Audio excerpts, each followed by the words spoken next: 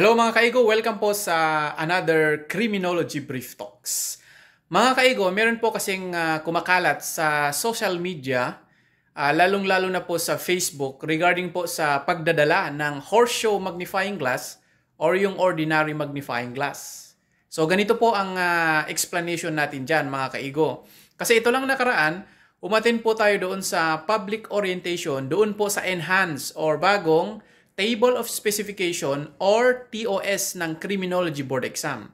At doon po sa event na yon, andun po si Attorney Gabaw, yung chairman po ng PRB for Criminology. At nabanggit niya po ang tungkol sa bagay na yan. So ganito po ang sinabi niya mga kaigo.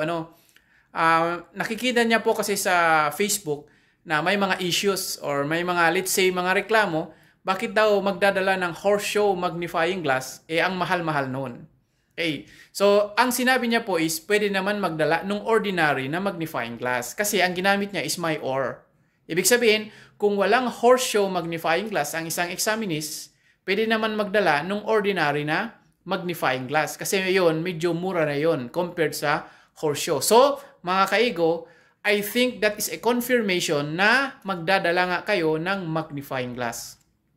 Okay? Kasi, ganito, bakit nga ba kayo pinapadala ng magnifying glass? Ano ba yung possible subject kung saan nyo gagamitin yon? And I'm sure and I'm very certain na gagamitin po yan sa forensic sciences areas. Specifically po doon sa personal identification techniques, doon po sa fingerprint. Kasi sa fingerprint na topic, magkakaroon po tayo or meron po doon ridge counting. And I'm sure doon nyo po magagamit yung magnifying glass. Kasi kung wala kang magnifying glass or any same instrument na ganun, mahihirapan ka talaga po mag-ridge count.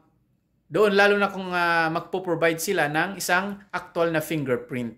At saka syempre, titignan mo doon yung where is the delta, where is the core. Kasi ilolocate mo po muna yan bago ka magnifying glass. At mga kaego, another possible po na subject kung saan gagamitin dyan is yung question document examination, especially po doon sa signature examination at saka doon sa handwriting examination.